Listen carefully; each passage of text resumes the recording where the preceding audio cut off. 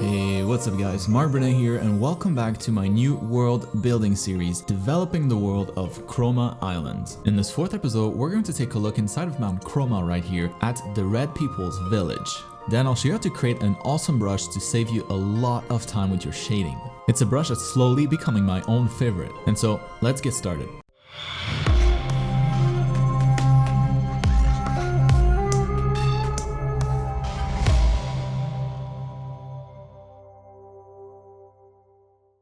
Alright, in this episode, we're going to explore further the region that I developed last time. So this is Mount Chroma, and inside of it is where the red people live. So this is what I'll try to illustrate today. If you haven't seen the previous episode, I highly encourage you to check it out because it's going to make a lot more sense, and you can find that in the top right corner here of the screen. But otherwise, I am going to start in 3D right here. So this is going to be a little bit different than what I do usually, but when it comes to environment, it's about 50-50. So whenever there are a lot of man-made structures, I just use 3D most of the time. It's something that a lot of the most environment artists do anyways, and so by having a 3D base like this, I can kind of adjust the shot so that it's exactly what I want, maybe different focal length and things like that, play around with the colors, play around with the lights, then really find something that appeals to me and something that I think has a lot of potential, rather than trying to going into it in 2D without the help of 3D and kind of failing as I go and having to restart all over. So with that said, I have my environment here and I'm pretty happy with it. So a quick block out, and what I'll be doing from now on is just essentially paint over this. So what am I working on here? This is the Red People's Village, or the Red People's town, because it's pretty big. So the mountain, Mount Chroma, is it's a pretty large mountain, and it's made now hollow so that it can house the Red People.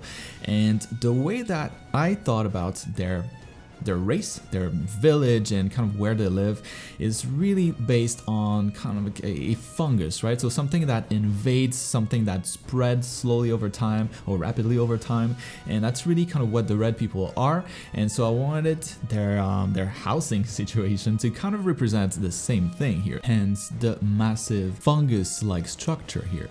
And this is what they're going to make their home out of. And so what I kind of imagine, when they started, when they got here, when they got to Mount Chroma, is that there was nothing there before, right? So it was just a crater after they kind of cleared the area, and then they sent probably a few of their oldest people, so a few elders, and the elders were kind of in charge of defending the area so that nobody could interrupt whatever they were planning, and also at the same time slowly summoning these structures here, and of course building around it whatever they needed to build for their village to be functional. Again, the Red People can live almost forever, and so the elders are probably the ones that are the oldest and the ones that can use magic. The same people that would conduct the ritual to summon new Red People. But anyways, what I want to do with this illustration here is really two different things. So of course, illustrate the village, kind of where they live, and so that we can get a better idea of their daily life, but also illustrate the location where they conduct their ritual, because that's going to be something that I'll probably illustrate in more detail eventually in a different illustration. So probably the ritual, the whole process, what that looks like. But in this case, I wanted to slowly start to get an idea of what that area actually looks like. And what I'm thinking is that it's going to be this kind of circular thing at the base of the biggest structure here. So the one thing that's pretty much in the center of the image, the focal point of this particular image. So I might add some sort of big gem kind of in the center floating, just like the red orb, something that communicates with the red orb to summon new Red People. Now for the rest, when it comes to their village or their area here, you probably notice kind of like the liquid on which most of it is built, and out of which those big mushroom structures are kind of coming out. And what I imagine this liquid to be is a multi-purpose, almost like the honey for the bees.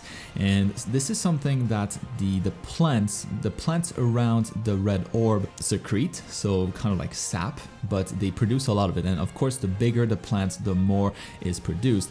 And the elders, when they created and when they made those massive structures with their magic, well, as a result, those massive structures are also producing a massive amount of sap, which is why it's covering pretty much the entire bottom of the crater. Now, I said it's a multi-purpose liquid because I'm thinking that it's very similar to like mana for them. So this is something that they can drink to enhance their magical powers. You know, it's not something that most of them will use because most of them don't have magical powers. This is only something that they start to develop when they get really, really old. And it's not meant to be something that's super potent, but it definitely gives them a solid boost whenever they need it. Now, that sap-like substance is also almost like a fertilizer for the plants around it. But the one main difference with regular fertilizer is that it doesn't work with any other plant, so it only works with red people's flora. So whatever grows around the red orb will be able to grow more, grow faster thanks to that red liquid, but any other plant will just die or slowly be transformed into plants that are more familiar to the red people. And so this is going to give me a lot of cool opportunities to illustrate, you know, maybe the cross section of the forest where part of it maybe around that stream that is leaking, you know, from the crater all the way down the island into the ocean. It's going to give me a lot of cool opportunities to illustrate those red people's plants right next to regular plants that are slowly being kind of engulfed by the red people flora.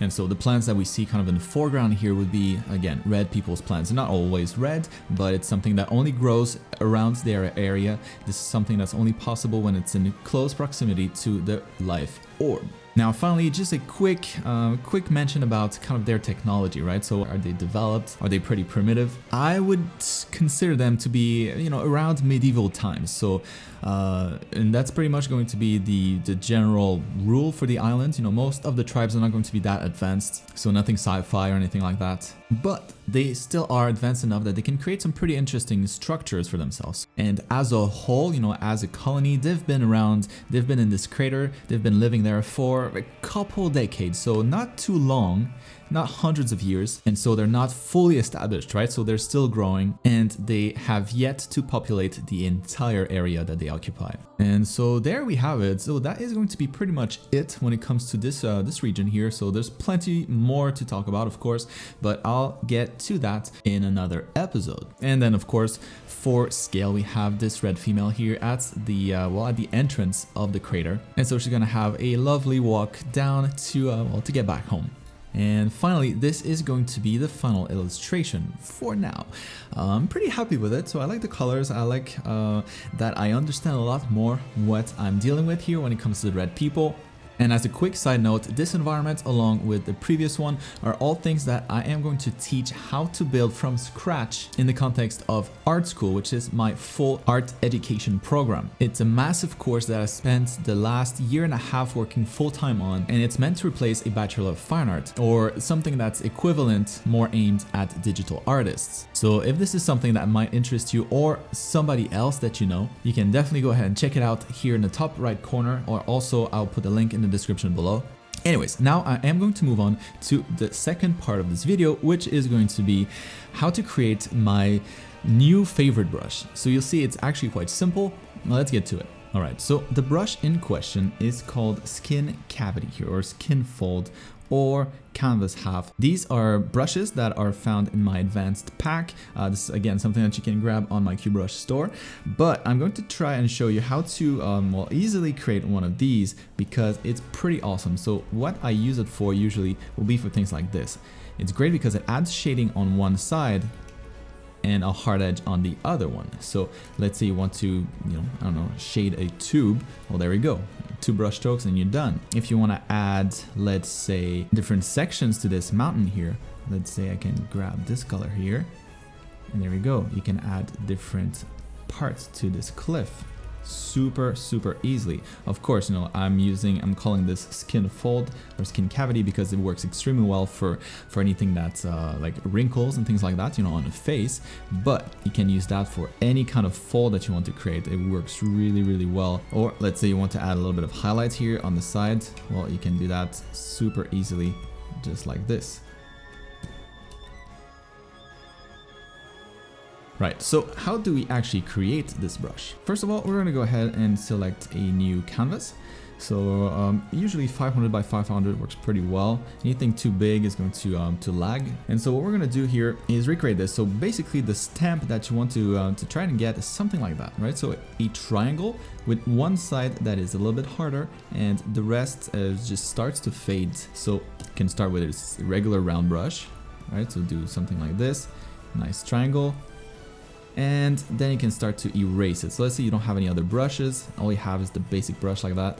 I can grab a soft brush and you can start to erase the other side here, just like that. And then I want to make sure that those hard edges here are not as hard anymore. And so I'm going to start to fade them out so that the only hard edge that I have in my shape is going to be on this side here on the top. All right, so something like this. Now it doesn't have a whole lot of textures, but that's fine. It'll be a different look. And the softer the transitions, the better the result. So we're gonna try it with something like this. So now to create a new brush, all we have to do, I'm sure most of you know this already, but we just have to go into define brush preset, whatever, save it as whatever.